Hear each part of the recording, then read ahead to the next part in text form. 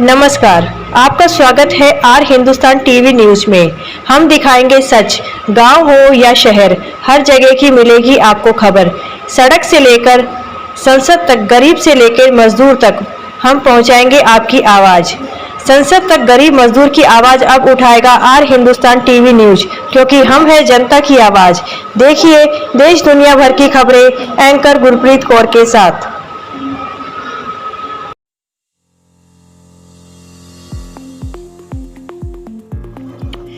Police ने दुष्कर्म व धर्म परिवर्तन करने वाले 7 लोगों को किया गिरफ्तार। उत्तर प्रदेश के बांदा में आज पुलिस ने युवती के साथ दुष्कर्म करने व दबाव बनाकर धर्म परिवर्तन कराने वाले 7 लोगों को गिरफ्तार कर लिया है।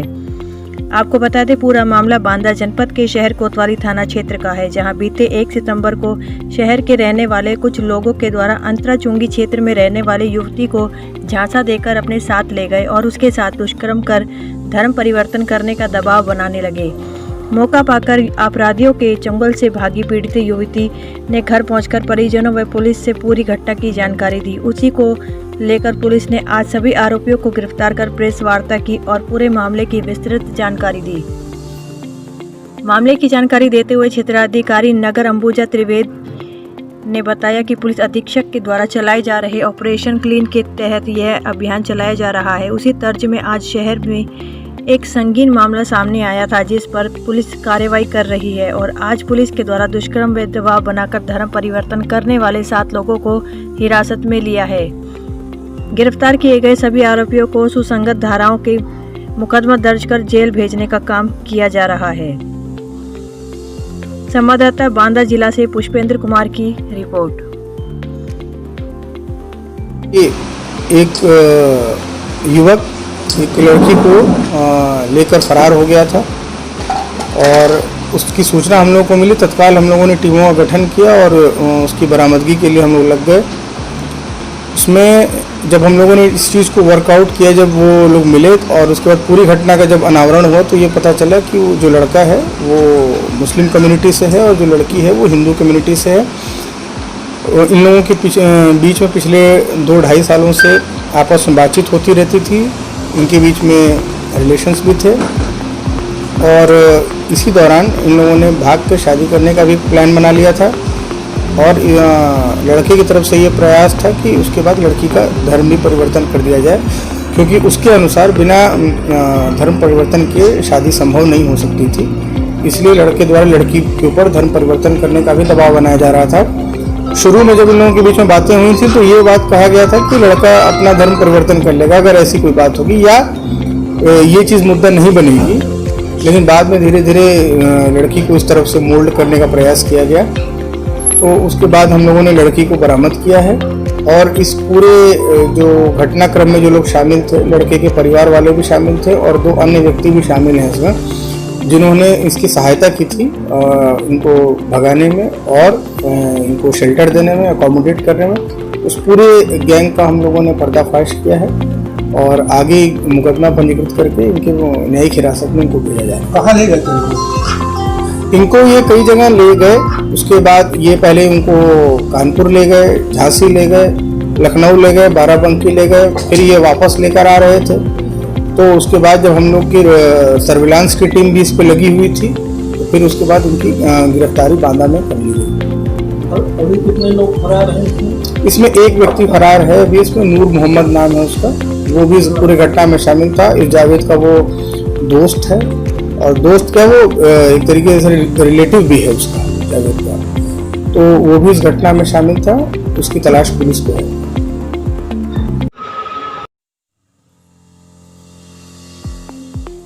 गणेश महोत्सव के अवसर पर भंडारे में भक्तों ने खूब छका प्रसाद। उत्तर प्रदेश के जनपद बांदा में बृहस्पतिवार को प्रतिवर्ष की भांति इस वर्ष भी श्री गणेशा नवयुवक समाज महाराणा प्रताप चौक बांदा के सभी पदाधिकारी कार्यकर्ताओं के द्वारा एक विशाल भंडारे का आयोजन किया गया, जिसमें लाखों भक्तों का जमावड़ा लगा रहता है और प्रसाद ग्रहण करते हैं। इस मौके पर सूरज गुप्ता महामंत्री ने बताया कि इस कार्यक्रम का आयोजन करीबन 10 सालों से लगातार हो रहा है। इस तरह के आयोजनों से आम जनमानस में एक मिसाल पैदा होती है। जिलाध्यक्ष गोरक्षा समिति उप महामंत्री महेश कुमार प्रजापति ने बताया कि विशाल भंडारे का आयोजन गणेश महोत्सव के अवसर पर हर वर्ष की भांति इस वर्ष भी आयोजन किया गया। इसमें आम जनमानस ने भंडारे में आकर प्रसाद ग्रहण किया और भगवान श्री गणेश जी का आशीर्वाद प्राप्त किया। इस कार्यक्रम के दौरान भंडारा प्रमुख अनिल गुप्ता और अध्यक्ष रजत रावत, महामंत्री सूरज गुप्ता, उपाध्यक्ष आशीष गुप्ता, कोषाध्यक्ष नीरज गुप्ता, संयोजक अन्नू सिंह रघुवंशी आदि कार्यकर्ता पदाधिकारी उपस्थित रहे।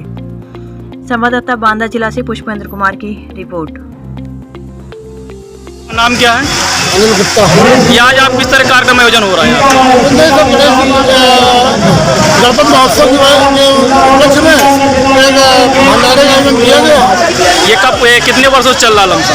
ये लगभग अभी कोविड में 2 साल बन रहा, नहीं बराबर चल रहा है 10 सालों से। अच्छा, इसमें कितने भक्त लमसम भंडारे का प्रसाद लेते हैं? 10,000 लगभग 10 से 12 कुंटल का भंडारा होता है। 10-12 हजार लोग प्रसाद देते हैं। उत्तर प्रदेश जिले सुल्तानपुर की पुलिस कर रही है मनमानी। नियमपुर बाजार में राहुल नगर चौकी के 2 हवलदारों ने मिलकर किया आने जाने वाले यात्रियों को किया परेशान। उन पे जताई अपनी मनमानी। हेलमेट और गाड़ी के सारे दस्तावेज होते हुए भी लाइसेंस को किया जब्त। 2000 तक का मांग किया और गाली देते हुए बदतमीजी से किया बर्ताव। बोला अगर लाइसेंस चाहिए तो पहले देने पड़ेंगे 2000 रूपए। इस वीडियो को ज्यादा से ज्यादा लोगों के पास और हर ग्रुप में शेयर करें, जिससे जैसे हर भ्रष्ट पुलिस वालों को जल्द से जल्द सस्पेंड किया जाए। ध्यान रखें, ऐसे पुलिस वालों से आपका भी सामना पड़ सकता, इसलिए इस वीडियो को शेयर करना बहुत जरूरी है। संवाददाता कृष्णा कुमार की खास रिपोर्ट।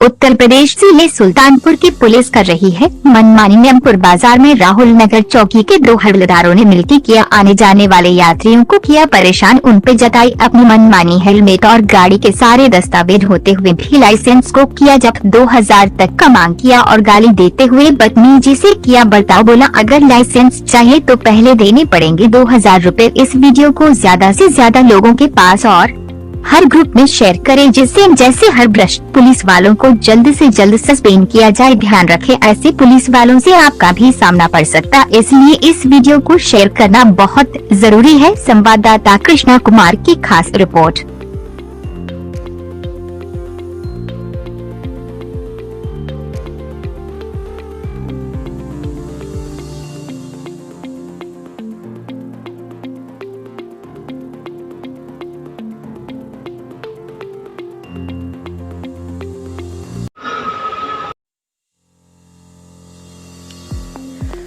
भ्रष्टाचार, उत्पीड़न व एक पक्षीय तरीके से निलंबन के विरुद्ध लामबद्ध होकर सिंचाई कर्मचारियों ने चेतावनी सभा की। जी आपको बता दें कि वाराणसी में 9 सितंबर 2022 सिंचाई विभाग Uttar Pradesh ministerial association irrigation department के आह्वान पर उत्पीड़न व एक पक्षी तरीके से निलंबन तथा कूट रचित ढंग से जातीयता को आधार बनाते हुए दर्ज कराए गए प्राथमिकी को वापस लिए जाने के विरुद्ध में सिंचाई कर्मियों की 1 दिवसीय सामूहिक चेतावनी सभा प्रातः 10 बजे से कार्यालय मुख्य अभियंता सोन परिसर के बाहर आयोजित की। सभा में सिंचाई विभाग के लगभग 12 कर्मचारी संगठनों के प्रतिनिधि शामिल रहे। सभा में सभी कर्मचारियों ने एक स्वर से विगत दिनों सिंचाई निर्माण खंड वाराणसी के अधिशासी अभियंता के समक्ष उनके द्वारा कर्मचारी संगठन के प्रतिनिधि मंडल के साथ अभद्र व्यवहार किए जाने व हाथापाई करने की निंदा करते हुए खेद प्रकट किया। भेजा ज्ञापन में 3 मांग क्रमशः इस प्रकार थे। घटना की जांच विभागीय न कराकर जिला प्रशासन से कराते हुए दोषी अभियंता के विरुद्ध कार्रवाई की जाए। नामजद दर्ज एफआईआर वापस लिया जाए। दर्ज नामजद कर्मचारियों के निलंबन वापस लिए जाएं। सभा में सर्वश्री शशिकांत श्रीवास्तव, जिला अध्यक्ष राज कर्मचारी संयुक्त परिषद कमलेश कुमार सिंह, उप महामंत्री Uttar Pradesh ministerial association irrigation सन डिपार्टमेंट विक्रेंद्र पांडे, राकेश सिंह, चंदन यादव, शकील खान, अरविंद श्रीवास्तव, नारायण दुबे, कमलेश कुमार सिंह, प्रमोद कुमार सिंह, प्रभात कुमार, कृष्ण कुमार सोनकर, शशि यादव, शशि कुमार, अनिल सिंह, जिलाध्यक्ष महासंघ उमेश श्रीवास्तव, श्याम जी, संतोष कुमार नागर, राकेश प्रताप सिंह आदि सैकड़ों कर्मचारी उपस्थित रहे। सभा की अध्यक्षता कमलेश सिंह, संगठन मंत्री व संचालन जितेंद्र कुमार पांडे, पूर्व प्रदेश अध्यक्ष सिंचाई संघ उत्तर प्रदेश ने किया।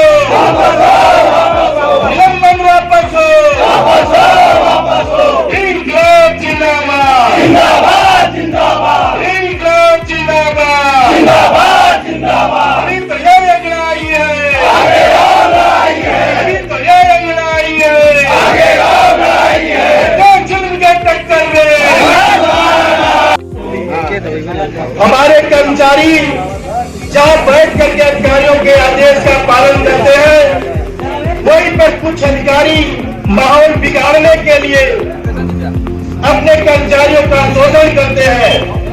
उसी समय संगठन के पदाधिकारी वार्ता करने के लिए जाते हैं तो उनके साथ अभद्र व्यवहार किया गया। उस अभद्र व्यवहार के संबंध में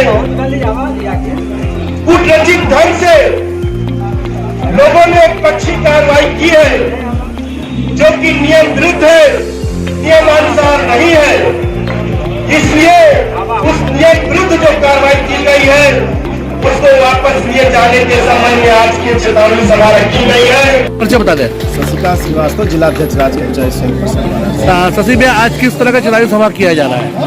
देखिए, 18 तारीख को सिंचाई निर्माण खंड वाराणसी के शासी अभियंता और कर्मचारी संगठन के नेताओं से कुछ अभद्रता हुई है, आपसी मारपीट भी हुई है, हाथापाई भी हुआ है और उनके द्वारा कुछ कार्रवाई भी हुई है। ऐसे जो एक पक्षी है और हम लोग 18 तारीख से हम लोगों ने कुछ नहीं कहा, एक आपसी सामंजस्य और एक भाईचारा और एक माहौल कार्य के दृष्टिगत बनाए रखने के लिए हम लोग लगातार सारे अधिकारियों से अनुरोध करते रहे, लेकिन उनके द्वारा नहीं सुनी गई और लगातार उत्पीड़न किया जा रहा है और उत्पीड़न का दौर बढ़ता जा रहा है।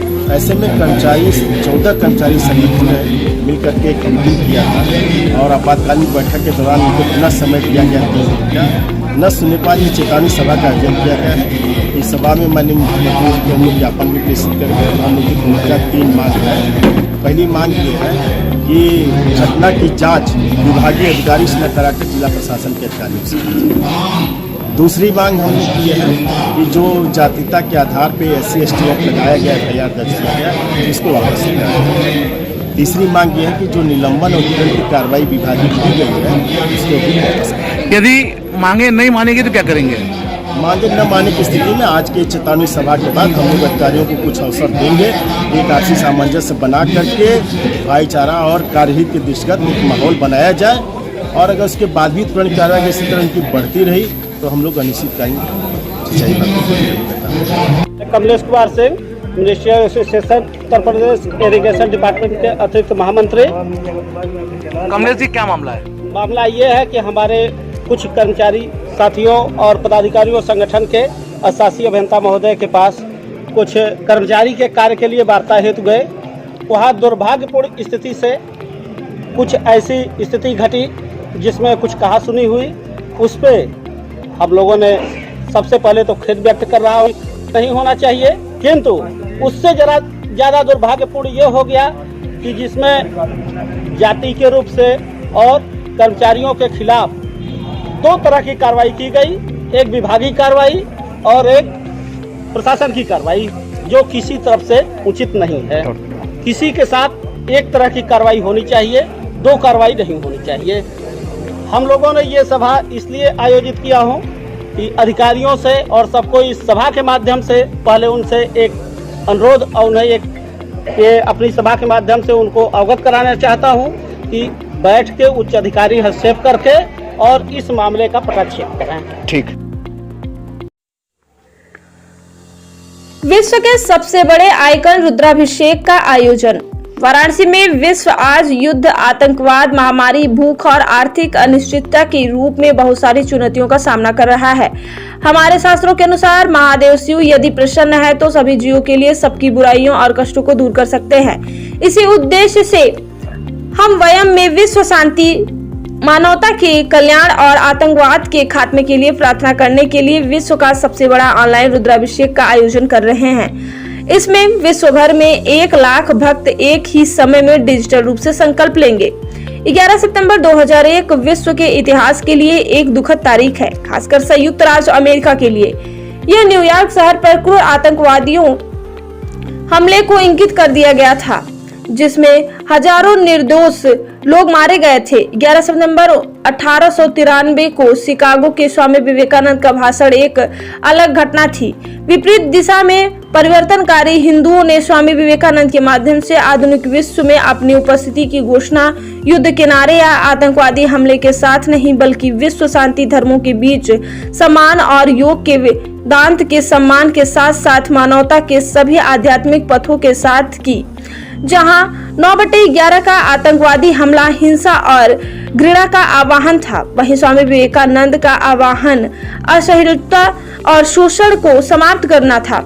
जैसे कि भारत ब्रिटिश औपचारिक औपनिवेशिक शासन के अधीन था, हमने विश्व धर्म संसद में स्वामी विवेकानंद के 1893 के भाषण में 129वें वर्ष के उपलक्ष्य में और संयुक्त राज्य अमेरिका में 9/11 के आतंकवादी हमलों के सभी पीड़ित को याद करने के लिए विश्व शांति का संदेश फैलाने के लिए 11 सितंबर 2022 का तारीख चुना है। हम 11 सितंबर को 1 लाख शिव भक्तों को ऑनलाइन संकल्प लेने के लिए विश्व भर के हिंदुओं तक पहुंचने का जा रहे हैं। भाग लेने के लिए कोई भी हमारी भक्त वेबसाइट www.harharmahadeva.com पर जा सकता है और केवल रुपए के संकल्प के लिए भुगतान कर सकता है। 108 रुपए का भुगतान कर सकते हैं 1008 प्रसाद की होम डिलीवरी का लाभ उठाने के लिए। उन्हें ऑनलाइन लिंक प्राप्त होगा जहां वे 11 सितंबर को एक प्रतिभागी के रूप में रुद्राभिषेक में शामिल हो सकते हैं। अभिनव उपचार विकल्पों और नैदानिक परीक्षणों तक अतिरिक्त पहुंच के साथ समान रूप से पुरस्कृत होता है। सुरक्षित और अज्ञात इन सभी के प्रोत्साहन में हम काशी से विश्व शांति और आतंकवाद को समाप्त करने का संदेश भेजने के लिए इस वैश्विक कार्यक्रम की शुरुआत कर रहे हैं। इस मेगा पहल में हमें विश्व हिंदू परिषद का समर्थन प्राप्त है।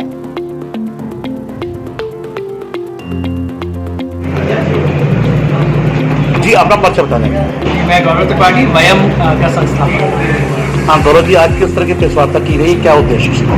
ये प्रेस वार्ता आज हमने रखी है मीडिया के सभी बंधुओं को बताने के लिए कि हम 11 सितंबर को काशी से विश्व का सबसे बड़ा वर्चुअल रुद्राभिषेक आयोजन कर रहे हैं। इसका आयोजन करने का उद्देश्य क्या है? हमारा उद्देश्य है विश्व शांति एवं आतंकवाद के अंत के लिए महादेव को प्रसन्न करने का, ताकि जो विश्व में सारी समस्याएं हैं, युद्ध, भीषण महामारी और ये सभी समस्याओं का निराकरण हो।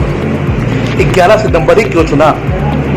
तो 11 सितंबर अभी परिप्रेक्ष्य में हम देखें तो लोगों को सिर्फ 9/11 टेररिस्ट अटैक जो आतंकवादी हमला था वो ही ध्यान में आता है, किंतु उस दिन 11 सितंबर को ही 1893 में स्वामी विवेकानंद ने शिकागो विश्व धर्म संसद में जो संदेश दिया था विश्व शांति का, वो संदेश लोगों के ध्यान में नहीं आता है। और इसी हेतु हमने ये किया है कि लोगों तक ये बात पहुंचे कि स्वामी विवेकानंद ने इसी दिन वो जो संदेश दिया था।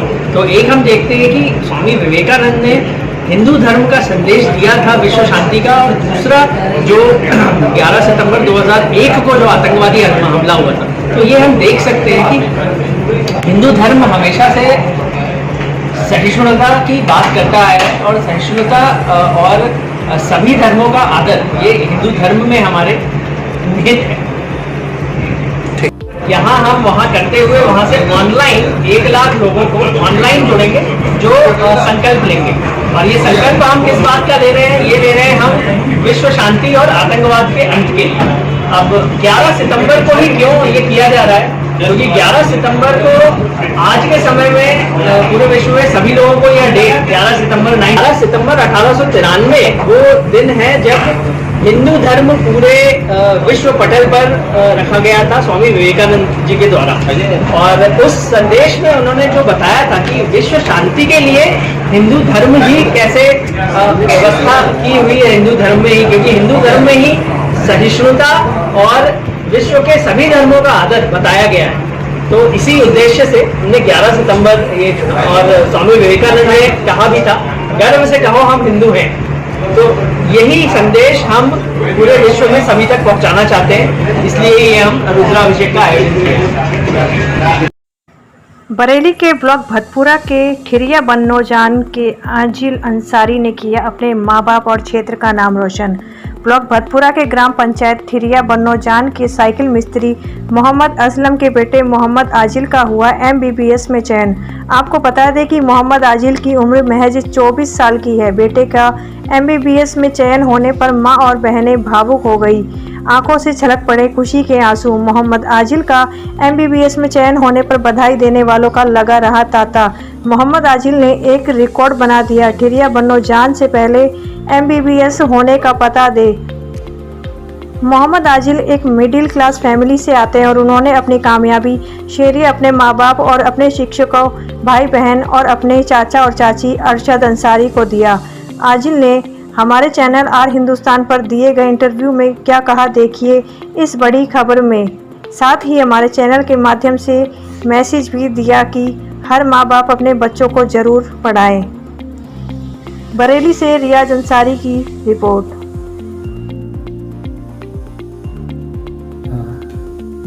आज हम नवाबगंज के ब्लॉक भतपुरा के गाँव पड़ता है ठिरिया बन्नोजान, वहाँ पे आए हुए हैं जहाँ पर हमारे एक असलम भाई साहब हैं और एक कहें तो एक मिडिल क्लास फैमिली से हैं। उनके बेटे मोहम्मद आजिल ने नीट परीक्षा पास की। घर में खुशी का एक माहौल बना हुआ है। बात करते हैं उनकी फैमिली से, उनके आने वाले भविष्य के बारे में क्या सोचे हैं। सबसे पहले हम बात करेंगे मोहम्मद आजिल से। साहब समझाना चाहेंगे आपने जो आज ठिरिया बन्नोजान का एक नाम रोशन किया है। ठिरिया बन्नोजान के लिए आपको मिसाल बन गया है वो, क्योंकि अभी तक इस ब्लॉक से बहुत कम डॉक्टर मिले। आप अपनी सफलता का श्रेय सबसे पहले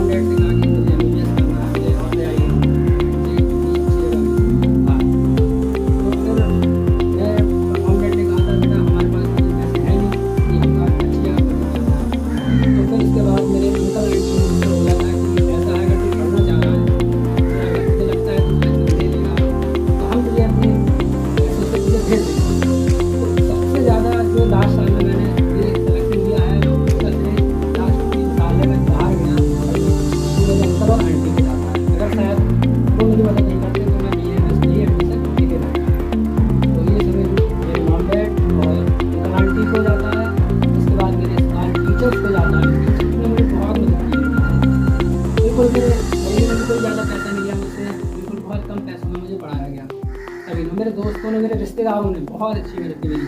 रिलेटिव्स ने मुझे बहुत सपोर्ट किया, हमेशा रखते थे मुझे करते हैं कि इसके बाद आज मैं सेलेक्ट हो गया हूँ तो मैं बहुत खुश हूँ, क्योंकि ये सब लोग खुश हैं, इसलिए मैं आज बहुत खुश हूँ। नहीं, आपके फादर क्या काम करते हैं?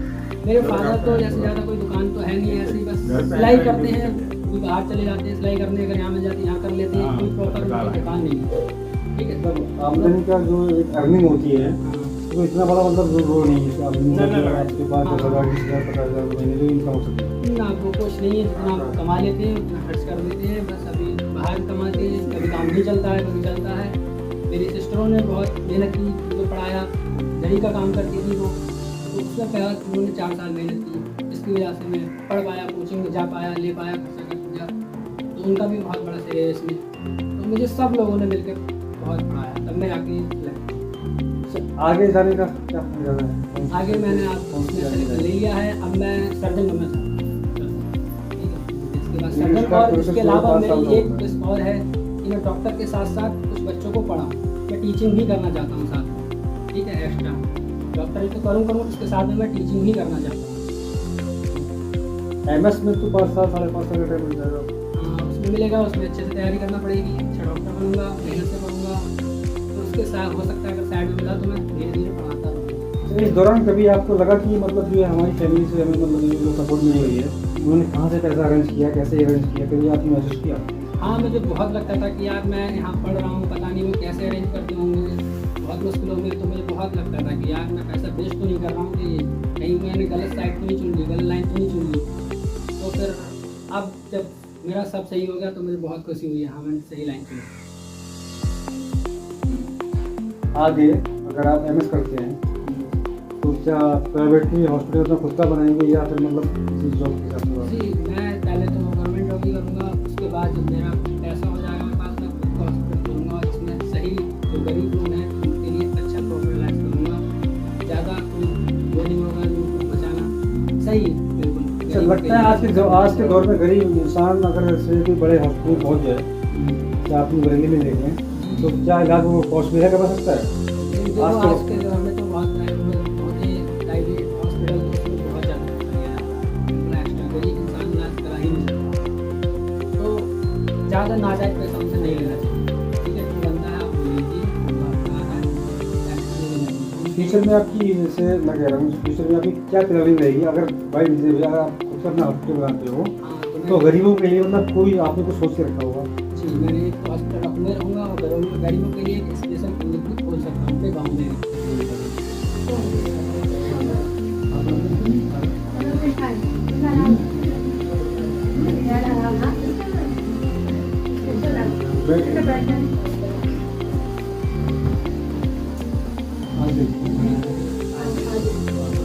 तो ये हमारे आदिल भाई की सिस्टर हैं और जानते हैं इसे ये आदिल भाई आज इस मुकाम पर पहुँचते हैं, अपनी खुशी का माहौल इस घर में।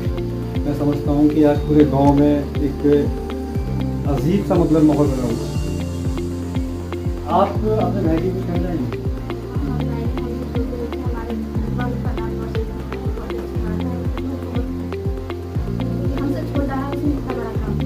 आप बड़ी हैं? हाँ, हम दोनों बड़े हैं और हम दोनों छोटे हैं। हाँ, और उसने छोटे का बड़ा काम किया। आज पूरे क्षेत्र में आपको आपके भाई का और आपके माँ बाप का जो नाम हो रहा है, लोग एक हर्ष की बात है, खुशी की बात है, बहुत खुशी की बात है कि हाँ हमारे दादा, हमारे चाचा, हमारे पापा, उनका नाम हुआ हमारे भाई की वजह से, कि हमारे दादा का नाम गायब था कि हमारे बेटे हमारे भाई के बेटे हमारे दादा का नाम भी सामने आया। आपके चाचा जी ने आपके भाई की बहुत हेल्प की? आज के टाइम में कोई भाई के लिए नहीं करता है, जो उन्होंने अपने भाई के लिए। क्या उम्मीद है लाइफ में? अब ये है कि हमारे घरेलू को समझे, ये ना समझे कि उन्हें नहीं समझा के जब दी जाए तो देवी चचेरा चेहरा ना करें, हाँ सीख को सीखे, बस बढ़िया करके सब लोग मिलजुल के एक साथ। कितने भाई बहन हैं? हम भाई ये है ये छोटे वाले भाई, छोटा वाला आपकी बहन। आपने यहाँ तक जो आज मुकाम पे हैं, बता रहे थे कि हमारे सिस्टम में बहुत काम किया है, और काफ़ी पैसा दिया, जितना भी अरेंज करता है क्या कहना है?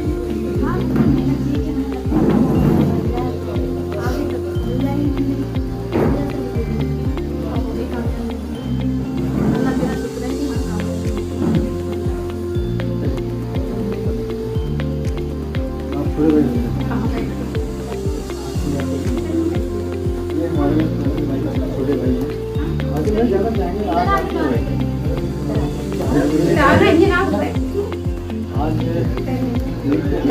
भाई आज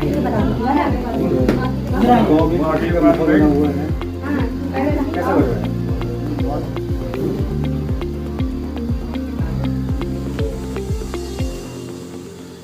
क्या उम्मीदें लगा रखी है अपने आपको कि नहीं? मुझे भी होता है तो इसके नाते सारे मतलब वहाँ पे भी कमी होती है हमारे अपने दिल में दिया है ना। मैंने आपकी जो किया अपनी इंसानी दिया तो रिश्ते के नाते वाकई में वो किया जो आज के वक्त में कच्चा भतीनी का जो प्यार देखने को मिलेगा आपकी इसमें काबिल का और बहुत ही अच्छा है। तो जाती थी बात करने की चेष्टा करती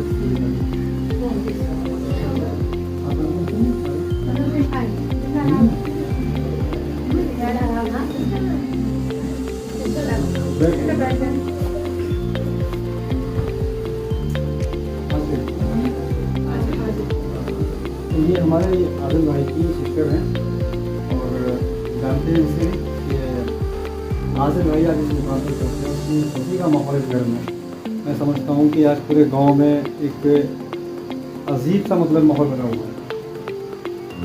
आप अपने भाई की कुछ कहना चाहेंगे?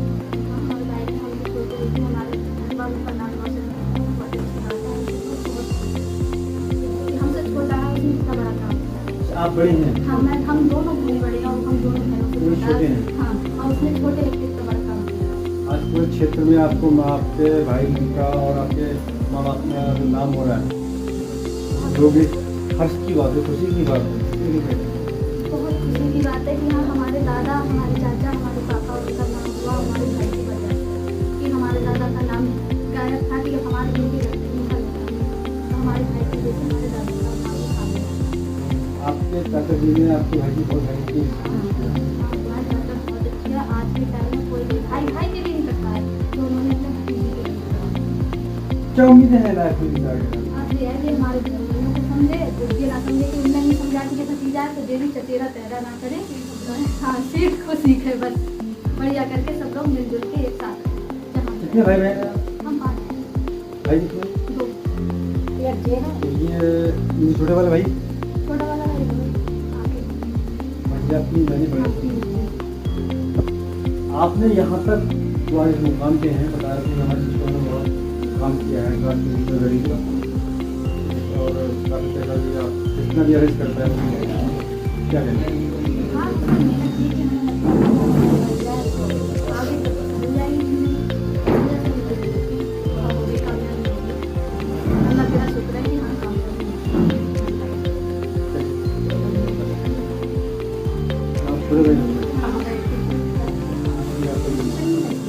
ये हमारे भाई का छोटे भाई हैं।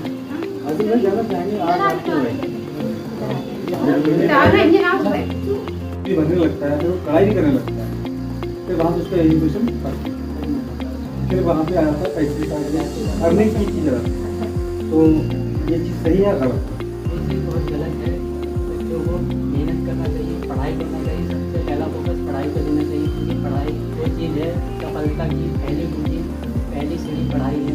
वो पहले करना चाहिए। पैसे से काट भी या काम करके कोई डायरेक्ट नहीं करना चाहिए। सबसे पहला प्रयास पढ़ाई करना चाहिए क्योंकि पढ़ाई जिसने करी है और उसमें कामयाब हुआ है उसका नाम बहुत खुशी की बात है। नाम रोशन ज़्यादा पढ़ाई से ही होता है, पहली सीढ़ी।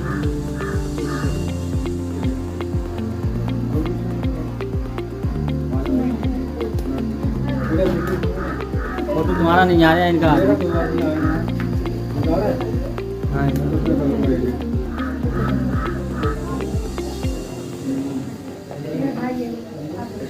आज आपके भाई आपके बीच में और मैं समझता हूँ कि आज पूरा घर परिवार खानदान गाँव पूरा आज एक खुशी के माहौल में है।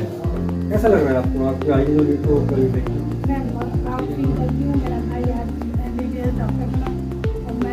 पहले से ही इसके बारे में सोचती थी भाई आज कामयाबी मैं बहुत खुश हूँ आपके भाई से भी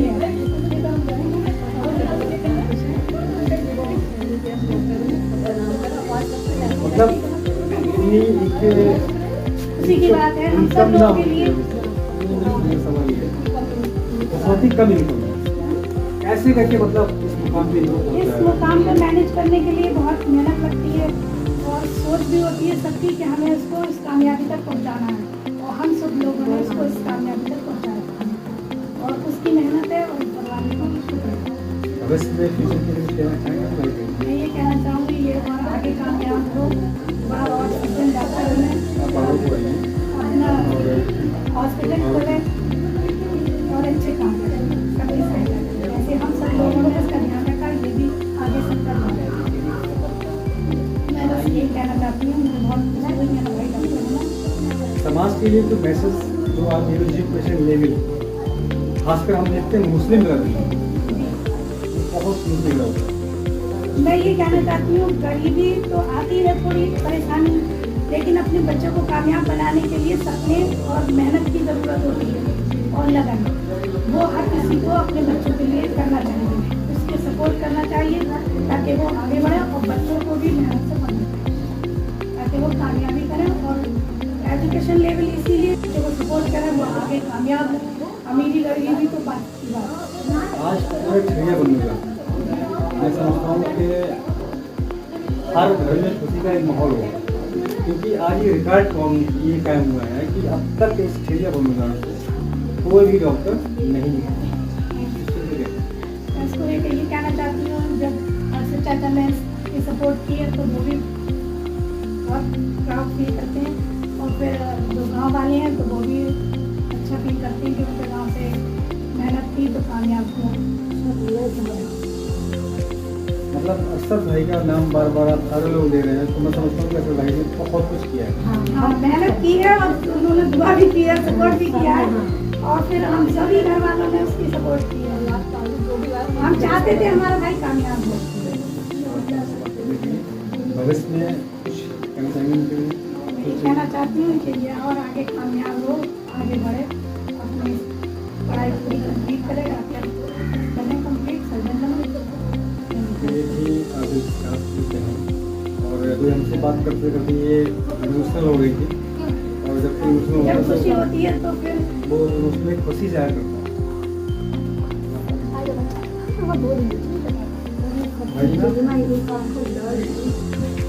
आज अब तो भाई ने डॉक्टरी से बोलते हैं किया है, आप ले आओ, आप ले आओ।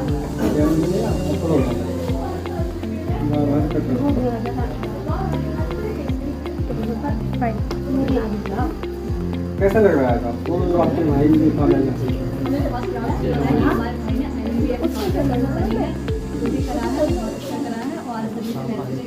सभी इस चीज को अपनाएं और आगे कामयाबी करें और जो भी टाइम फुल मेहनत करें।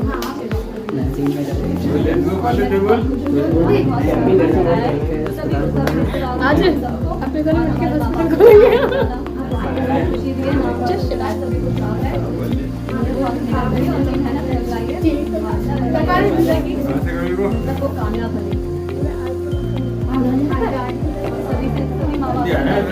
मैं आज के पास बैठूंगी, सभी को पढ़ना चाहिए और सभी कामयाब पढ़ेंगे, मेहनत करेंगे तभी कामयाब होंगे। अभी आपके भाई ने किया था कि हमारी सफलता में हमारी सफलता और मैं समझता हूँ भाई रहना इसको दुनिया का सबसे अच्छा रिश्ता है और दो चार भाई बहन क्या फील कर रहे हो आज आप?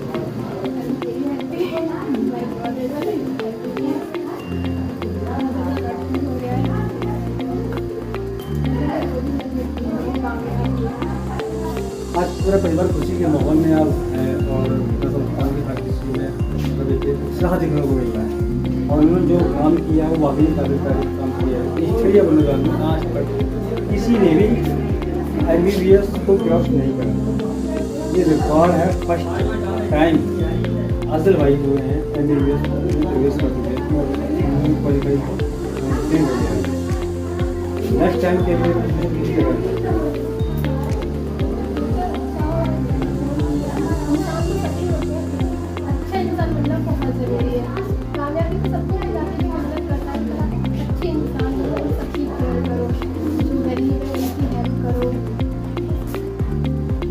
ये ये थे हमारे हसबैंड भाई की फैमिली के सभी लोग।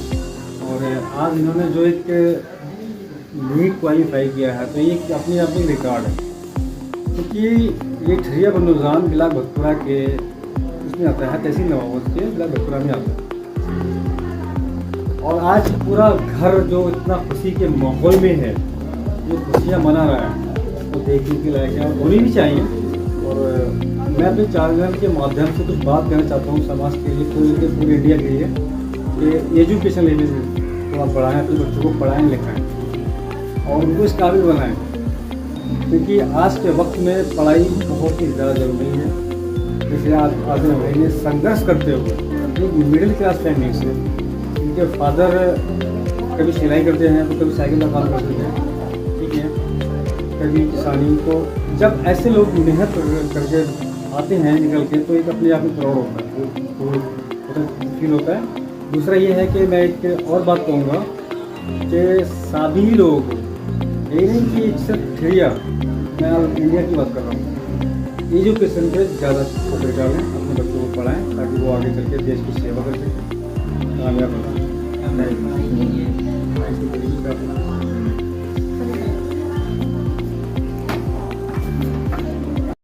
5 सूत्रीय मांगों को लेकर भारतीय किसान यूनियन के पदाधिकारियों ने खंड विकास अधिकारी के नाम सौंपा ज्ञापन। खबर उत्तर प्रदेश के जनपद बांदा विकास खंड कमासिन से है, जहां 5 सूत्रीय मांगों को लेकर भारतीय किसान यूनियन के पदाधिकारियों ने विकास खंड अधिकारी के नाम का ज्ञापन सौंपा है। साथ ही जानकारी देते हुए ब्रजनाथ सिंह ब्लॉक अध्यक्ष भारतीय किसान यूनियन ने बताया कि हमारी नहीं बल्कि पूरे क्षेत्र की सबसे बड़ी समस्या बिजली की अघोषित कटौती है, जिस समस्या का निदान कराने के लिए लगातार किसानों के द्वारा आए दिन संबंधित अधिकारियों को लिखित शिकायती पत्र दिया जाता है, लेकिन अधिकारियों के द्वारा किसी भी प्रकार की कार्यवाही नहीं की जाती। दूसरी समस्या किसानों को समय से बीज की समुचित व्यवस्था कराई जाए, वहीं किसानों को अन्य जानवरों से मुक्ति दिलाई जाए व सोसाइटी में खाद की समुचित व्यवस्था कराई जाए एवं बाढ़ से प्रभावित फसल एवं धन जनवरी की हानि जो हुई है उनको समुचित सहयोग धनराशि दिलाई जाए। इन्हीं सभी 5 सूत्रीय मांगों को लेकर आज किसान यूनियन के पदाधिकारियों के द्वारा ज्ञापन सौंपा गया है।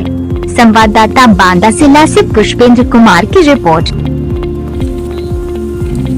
प्रमुख जी, यहाँ भारतीय किसान यूनियन के कुछ पदाधिकारी लोग अपनी समस्या को लेकर आए हैं। क्या है इनकी समस्या और इनकी समस्या का निदान का क्या हाल है?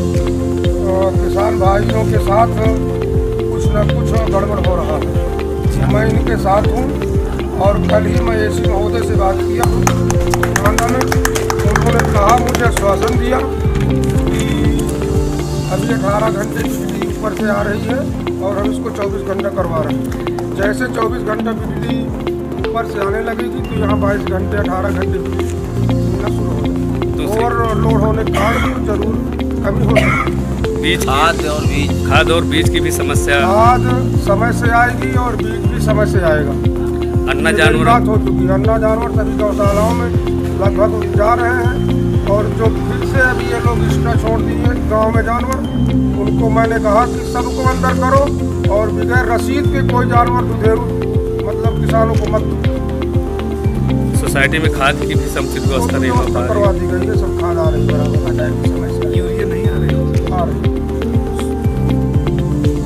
ये बाढ़ से प्रभावित फसल एवं धन जन की हानि भी जो हुई है उसके बारे में क्या? गाँव दौरा करवाए और SDM महोदय से वार्ता हुई है। लेखपालों को क्षेत्र में भेज करके सर्वे करवा रहे हैं। भाई साहब, आपका परिचय? ब्रजनाथ सिंह यादव, ब्लॉक अध्यक्ष भारतीय किसान यूनियन कमासिन। किन समस्याओं को लेकर आज विकासखंड कमासिन है? हमारी मेन समस्या बिजली की अघोषित कटौती, खाद जो प्राइवेट दुकानों में जाती है वो भी ओवर रेट बेची जाती है।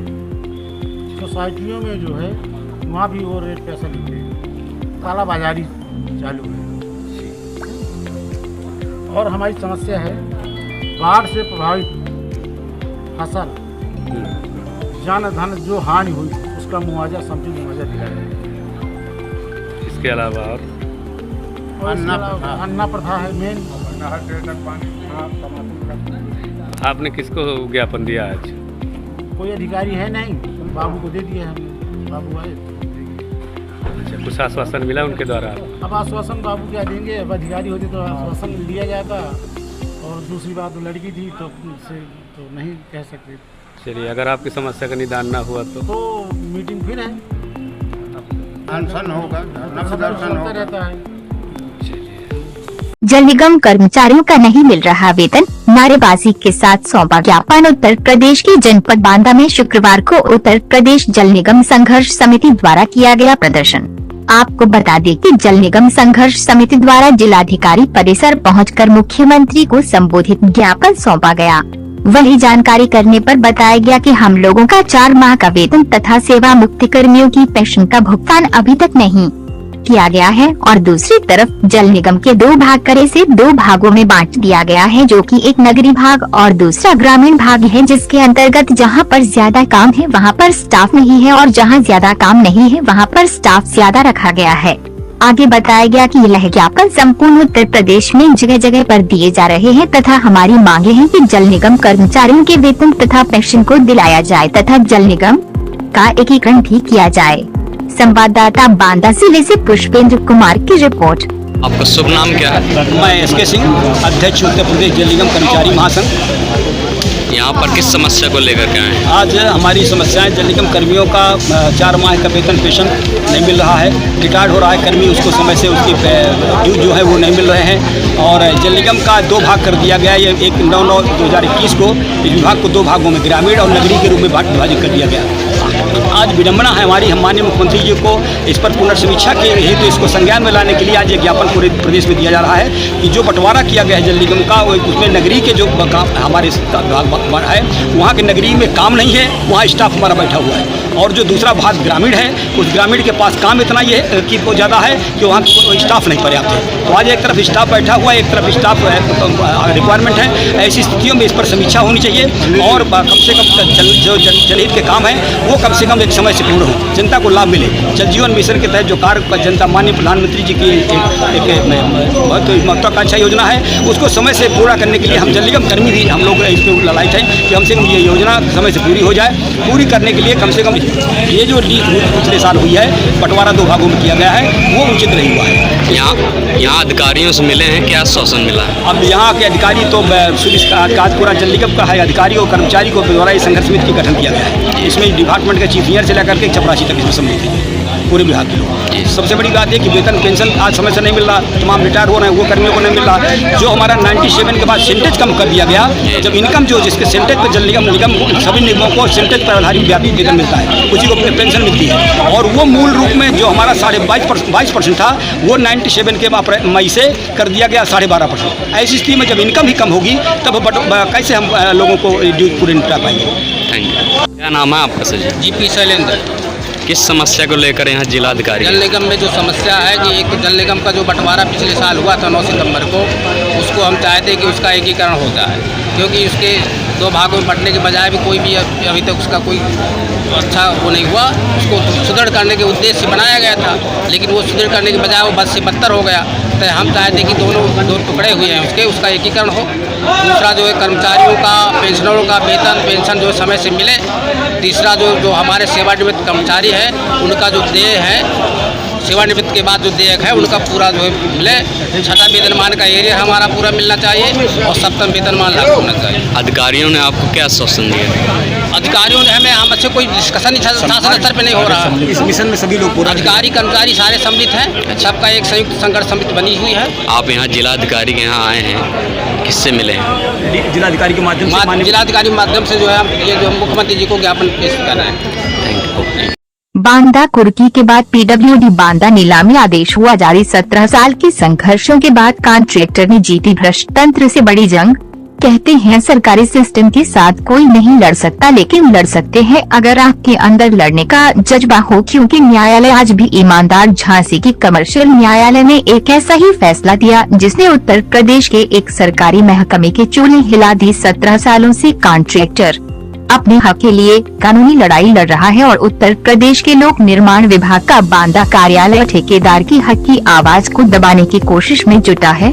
आखिरकार कोर्ट के आदेश ने भ्रष्ट तंत्र के चूल्हे हिला दी। झांसी की कमर्शियल कोर्ट ने ठेकेदार का बकाया न चुकाने पर बांदा के पीडब्ल्यूडी कार्यालय को नीलाम करने का आदेश दिया है। जैसे ही आदेश आया वैसे ही पूरे सिस्टम के होश भागता हो गए। बांदा से लेकर लखनऊ तक हड़कंप मच गया। कोर्ट ने सीधे तौर पर आदेश दिया है कि या तो ठेकेदार का 2 करोड़ चुका हो या फिर कार्यालय की नीलामी कराओ। दरअसल अब आपको बताते हैं कि पूरा मामला क्या है। झांसी के एक ठेकेदार पीएल गर्ग ने प्रांतीय खंड लोक निर्माण विभाग बांदा में सड़कों के निर्माण का एक ठेका लिया था। महोबा बांदा राष्ट्रीय मार्ग का निर्माण ठेकेदार पीएम गर्ग द्वारा 2005 में कराया गया। उन्होंने 32 लाख रुपए का बिल विभाग को दिया, लेकिन विभाग ने इसका पेमेंट नहीं किया। ठेकेदार ने बांदा कोर्ट में पीडब्ल्यूडी के खिलाफ वाद दायर कर दिया। यहां से ठेकेदार के पक्ष में फैसला आने पर पीडब्ल्यूडी विभाग अपील में हाई कोर्ट चला गया, लेकिन कोई राहत नहीं मिली। ठेकेदार ने इस मामले को झांसी की कमर्शियल कोर्ट में ट्रांसफर करा लिया और कोर्ट से ठेकेदार ने इस अवधि में 18% ब्याज के साथ मूल रकम के भुगतान की मांग की। कुल मिलाकर ब्याज सहित ठेकेदार का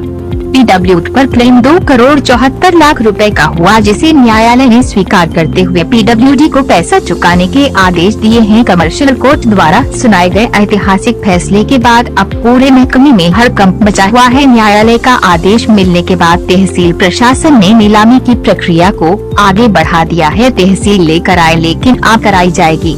कमर्शियल कोर्ट का ये आदेश एक सबक है। सरकारी महकमा होने का मतलब यह नहीं है कि आप मनमानी करेंगे। हर एक नागरिक के अपने अधिकार है, उनके हित है और उन्हीं को अधिकार दिलाने के लिए अदालतें बनाई गई है। आखिरकार एक बार फिर तय हो गया कि न्यायपालिका है तो आप देश पर भरोसा कर सकते हैं। वाइट अधिशासी अभियंता लोनी विभाग बांदा। संवाददाता बांदा जिला से पुष्पेंद्र कुमार की रिपोर्ट। अदालत ने एक आदेश किया है पीडी खंड को नीलाम करने का। पूरा मसला क्या है और क्या आप लोग कार्रवाई करेंगे? ये आर्बिट्रेशन का केस है। दिसंबर 2016 में पीएन गर्ग के केस में आर्बिट्रेशन ट्रिब्यूनल से अवार्ड पारित हुआ था ठेकेदार के पास। तो उसके बाद में एग्जीक्यूशन कोर्ट से भुगतान करने का ऑर्डर पारित हुआ। उसी के तहत ये प्रक्रिया है। ये हमने मांग पत्र शासन को भिजवा दिया है। 2 सितंबर को ये शासन चला गया मुख्यालय से। अलॉटमेंट जारी हो जाएगा ठेकेदार को। नहीं, अभी तो एकदम से जो झांसी की एक कोर्ट ने आपको मतलब इस ऑफिस को नीलाम करने की एक चस्पा कर दी है। ये एग्जीक्यूशन कोर्ट है, इजराय मतलब निष्पादन, जो कोई डिग्री या आदेश पारित होता है उसके क्रियान्वयन के लिए वो प्रोसेस है इनका। तो क्या भुगतान करें। Breaking news Banda. युवाओं ने बड़े धूमधाम के साथ किया गणपति बप्पा का विसर्जन। बांदा सुरक्षा व्यवस्था के मद्देनजर पुलिस बल के साथ साथ अधिकारियों ने लिया गणेश विसर्जन के रास्ते का पूरा जायजा। ड्रोन कैमरे, ट्रैफिक व्यवस्था के साथ साथ आला अधिकारी गणेश विसर्जन के जुलूसों पर बनाए हुए हैं पैनी नजर। बांदा केंद्रीय गणेश महोत्सव कमेटी के द्वारा सभी गणेश प्रतिमाओं को सम्मानित किया गया है। बजरंग दल अध्यक्ष एवं शहर के सम्मानित नागरिकों ने गणेश मूर्ति की स्थापना करने वाले युवाओं को सम्मानित कर बढ़ाया मनोबल। Byte Ambuja Trivedi, CO city Banda. संवाददाता बांदा जिला से पुष्पेंद्र कुमार की report.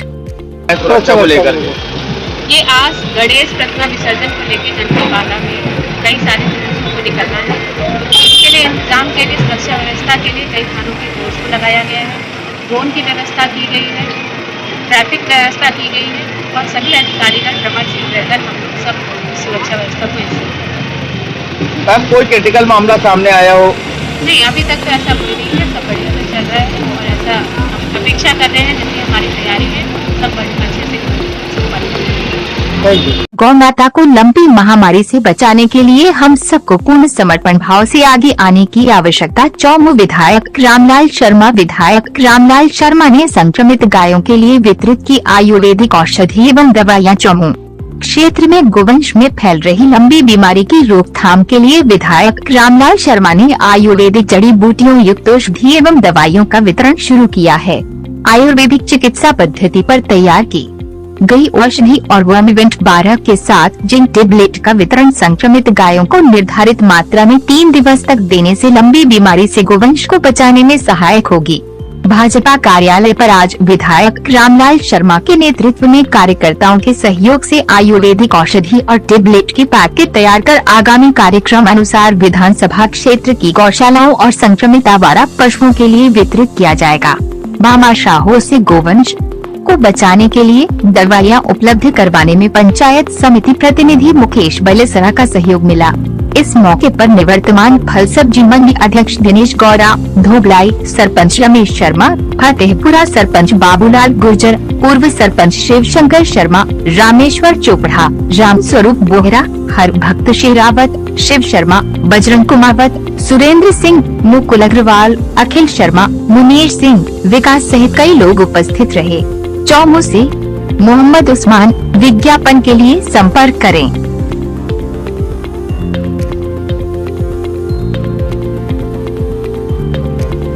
Breaking news Muzaffarnagar Budhana Uttar Pradesh के कस्बा बुढ़ाना में बाबा श्री जहारवीर गोगा महाराज की छड़ी की शोभा यात्रा का हरी झंडी दिखाकर शुभारंभ किया। इसी मौके पर बुढ़ाना पुलिस क्षेत्राधिकारी श्री विनय गौतम जी ने किया शोभा यात्रा नगर मुख्य मार्गों से निकाली गई। शोभा यात्रा में श्री जहारवीर गोगा जी महामंदिर समिति के अध्यक्ष डॉक्टर फूल कुमार पवार, चमन लाल पनवार, विनोद कुमार धनगर, रविंद्र सैनी, धीरेन्द्र प्रताप सिंह, रामपाल रोहिल्ला, कुलदीप वर्मा, विनोद विश्वकर्मा, नंदलाल शर्मा, नवीन गोयल, सोनू पवार, गौरव पवार, मनोहर त्यागी, भारत कश्यप, नीरज उपाध्यक्ष, रमेश चंद्र धनगर, सीनी पवार, रविंद्र सिंह, इंस्पेक्टर बुढ़ाना, सुरेंद्र कुमार सिंह, इंस्पेक्टर व पुलिस टीम ने शोभा यात्रा के नेतृत्व नगर परिक्रमा के दौरान किया। शोभा यात्रा में कस्बे से सैकड़ों महिलाएं व पुरुष श्रद्धालुओं ने भाग लिया। मुजफ्फरनगर से नौशाद उर्फ साहिल की report.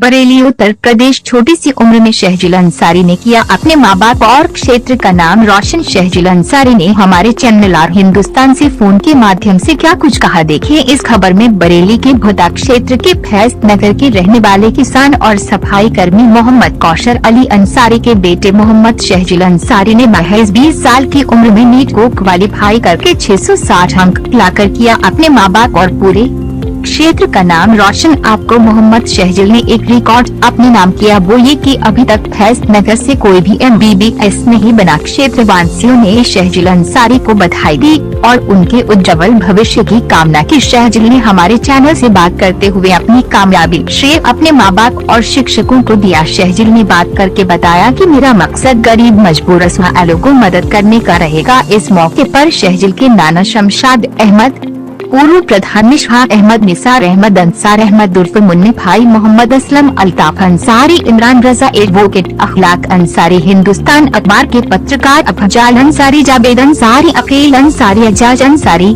Ashfaq Ansari, fashion designer Aftab आलम, मुश्ताक अंसारी, इम्तियाज अंसारी आदि लोग मौजूद रहे और शहजिल अंसारी को दुआ दी। बरेली से रियाज अंसारी की रिपोर्ट। हेलो, हाँ रियाज अंसारी बात कर रहा हूँ और हिंदुस्तान टीवी न्यूज चैनल से। जी बात क्या मेरी सहजिल हो रही है? सहजिल से हो रही है जी। सहजिल जी, आपको सबसे पहले हमारी चैनल की तरफ से बहुत बहुत शुभकामनाएं और फ्यूचर के लिए बहुत उम्मीदें हैं आपको, आपके परिवार वालों को।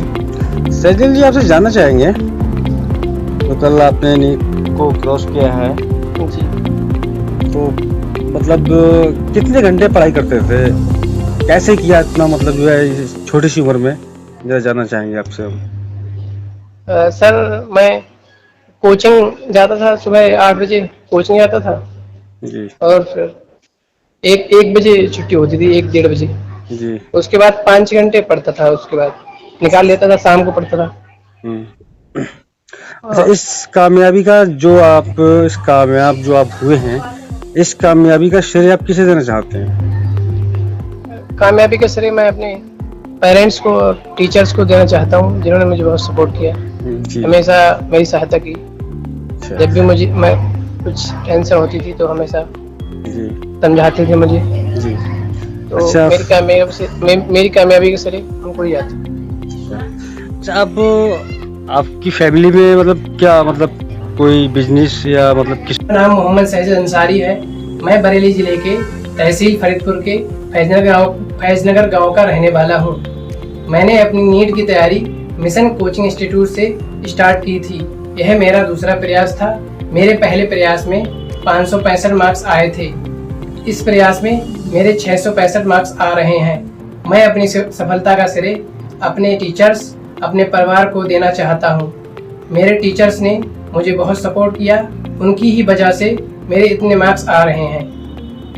बरेली उत्तर प्रदेश जल जीवन मिशन की हर घर जल योजना अंतर्गत लखनऊ से आई टीम द्वारा चलाए जा रहे प्रशिक्षण के कार्यक्रम विकास खंड रामनगर जनपद बरेली में शुभारंभ कार्यक्रम हुआ, जिसमें मौजूद रहे खंड विकास अधिकारी श्री सुखपाल सिंह जी, वैडी पंचायत श्री प्रमोद कुमार जी के द्वारा माता सरस्वती की प्रतिमा पर माल्यार्पण किया गया। राज्य प्रशिक्षक श्री राम प्रकाश, श्री संतोष त्रिपाठी प्रत्येक ग्राम पंचायत से आई महिलाओं को FTK किट से जल की गुणवत्ता की जांच करना सिखाया तथा BD साहब द्वारा उत्साहवर्धन किया गया। Team leader Ashutosh Kumar, computer operator Lavishaya, Anil ji, Prabendra Singh, Kajal, Darshana Maurya आदि मौजूद रहे। बरेली अंसारी की रिपोर्ट।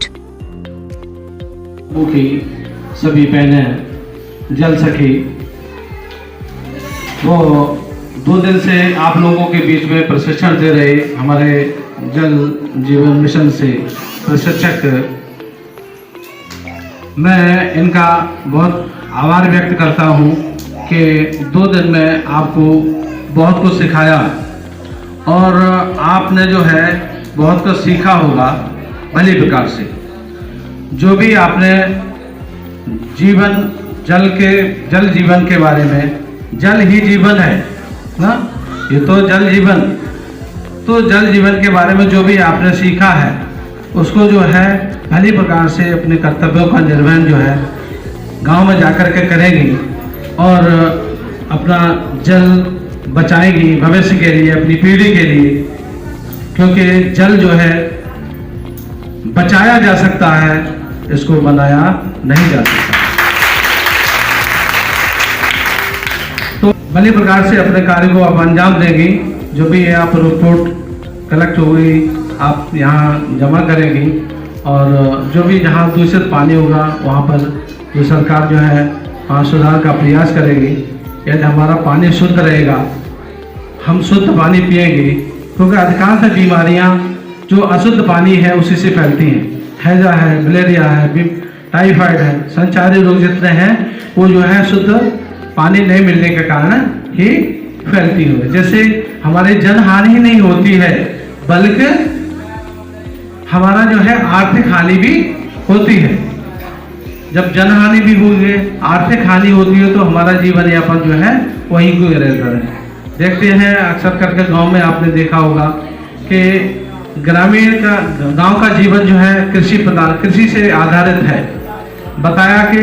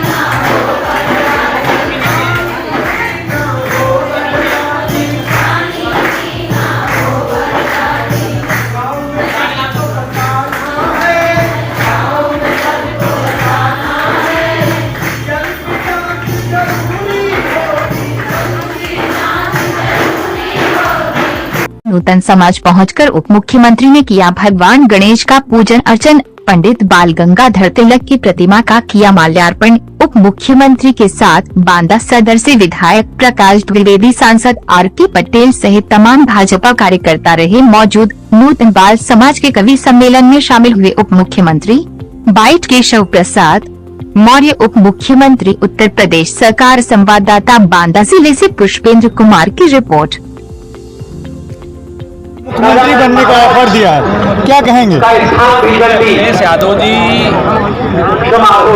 चुनाव में लगातार हताश, निराश, उदास, पानी की तड़पती हुई मछली जैसी स्थिति हो गई है। इनकी पार्टी में विधायक उनके साथ नहीं है। मेरी पार्टी के सारे विधायक मेरे साथ है, मेरी पार्टी मेरे साथ है और इनके आह्वान देने से नहीं बनने वाला। मेरी पार्टी जो बनाती है वो मैं बना हुआ हूँ, उनके साथ आने के बाद भी बना हुआ हूँ। वो विरोधी है, वो पिछड़ा विरोधी है, वो गरीब विरोधी है। कभी भी किसी ऐसे व्यक्ति के समर्थक नहीं है। उनकी यह बयानबाजी समाज को गुमराह करने वाली और प्रदेश के नौजवानों को मनोरंजन करने वाली। 2024 में भाजपा कितनी से क्यों मंत्री जी राजपथ कल बात करेंगे आप।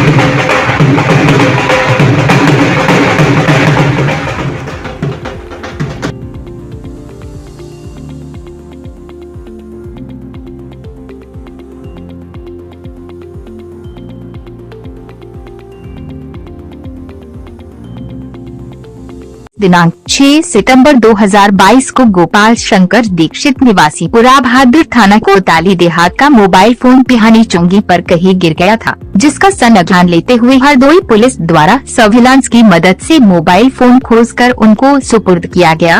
मोबाइल फोन मिलने पर गोपाल शंकर दीक्षित द्वारा प्रसन्न होकर हरदोई पुलिस का धन्यवाद किया गया। कृपया सादर सूचनार्थ। पिहानी चुंगी के पास गुम हो गया, हम एसपी साहब को मिले और सर्विलांस को लगा करके उन्होंने हमको मोबाइल दिला दिया। बहुत अच्छा महसूस, बड़ी प्रसन्नता हुई। पुलिस ने हमारी बड़ी मदद की। आज दिनांक 10 सितंबर 2022 को पुलिस अधीक्षक हरदोई द्वारा कोतवाली शहर क्षेत्र अंतर्गत G0I0C0 इंटर कॉलेज में पहुंचकर बच्चा चोर की अफवाह के संबंध में बच्चों को जागरूक किया गया व किसी भी अफवाहों पर ध्यान न दें, जिसके संबंध में पुलिस अधीक्षक हरदोई द्वारा दी गई बाइट जारी है। देखिए, न सिर्फ हरदोई बल्कि प्रदेश के कई जनपदों से ऐसी सूचनाएं आई हैं कि लोगों ने मानसिक विक्षिप्त किसी व्यक्ति को या अनायास किसी निर्दोष व्यक्ति को चोर बता करके, बच्चा चोर बता करके उसकी पिटाई कर दी है या पकड़ के बांध दिया है। एक घटना या दो घटना हरदोई में भी हुई है, जबकि सच्चाई ये है कि कहीं भी कोई ऐसा बच्चा चोर का गिरोह या चोरों का गिरोह नहीं घूम रहा है। हम लोग सजग हैं। इन्हीं अफवाहों को रोकने के लिए हमारे अधिकारियों द्वारा गाँव-गाँव जा कर के रात को चौपाल किया जाता है, उनको सजग किया जाता है, कि बताया जाता है कि ऐसी अफवाहों पे ना आए। तो मुझे लगा कि यह संदेश अगर हम स्कूली बच्चों को भी दें तो उनके माध्यम से उनके पेरेंट्स को, उनके अड़ोस पड़ोस के लोग हैं, उनको मैसेज मिलेगा। सोशल मीडिया बहुत सशक्त माध्यम है, ये लोग उससे भी अपना मैसेज दे सकते हैं कि कोई भी अफवाहों पर विश्वास न करें और अगर कोई ऐसा लगता है तो 112 डायल करें अथवा स्थानीय पुलिस अथवा स्वयं मुझे बताएं। सर, यदि कोई अराजक तत्व जो होते हैं वो इस तरीके के वायरल वीडियो करते हैं या किसी को बांध के पिटाई करने के अक्सर वीडियो वायरल होते हैं, ऐसे लोगों से पुलिस किस हिसाब से निपटती है? सर, जैसे ही हमारे संज्ञान में ऐसी कोई बात आती है पुलिस तत्काल पहुँचती है। साथ ही साथ ऐसे तत्वों के विरुद्ध वैधानिक कार्रवाई की जाती है। मुरादाबाद में महिला सिपाही का सोशल मीडिया प्रेम हुआ वायरल। वर्दी पहनकर इंस्टाग्राम पर वीडियो रील्स की पोस्ट। फिल्मी गानों पर वर्दी में थिरकती नजर आई महिला सिपाही। खाकी की नियमावली का किया खुलेआम उल्लंघन। मुरादाबाद के सिविल लाइंस थाना क्षेत्र में एंटी रोमियो स्क्वाड में पर तैनात है महिला सिपाही मोहिनी। मुरादाबाद पुलिस ने मामले में जांच की शुरू। मुरादाबाद के सीओ सिविल लाइंस नोडल अधिकारी महिला सुरक्षा दल को किया गया जांच के लिए निर्देशित। मुरादाबाद पुलिस के ट्विटर हैंडल के माध्यम से दी गई जांच की सूचना।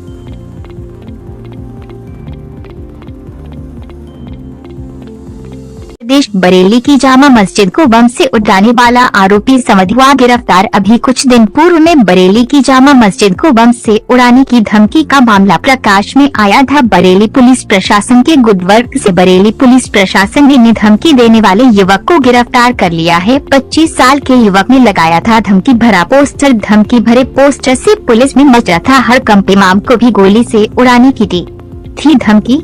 जुलूस में डीजे न बजाने की हिदायत से नाराज था युवक। पुलिस ने मोहम्मद समद को जेल भेज दिया है। आरोपी किला थाना क्षेत्र का निवासी है। आरोपी समद बरेली से रियाज अंसारी की रिपोर्ट।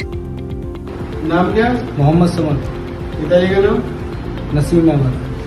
कहाँ रहता है? किला जामा। कल तूने क्या किया? सर शरारत में एक पोस्टर चिपका दिया था, आइंदा दोबारा हो गई थी। क्या लिखा था उसमें? सर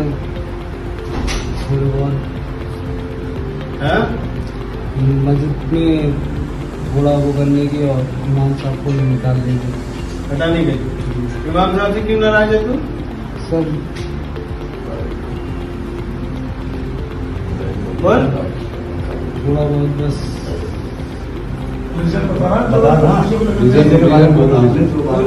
थोड़ा डीजे वीजे पे आगे नाराजगी हो गई थी, इसलिए तो वो तो सही बात कह रहे हैं ना। जब डीजे सरकार ने मना किया है तो वो तो अच्छी बात कह रहे हैं डीजे न चलाने के लिए। चलिए गलती हो गई सर, डीजे मत करना।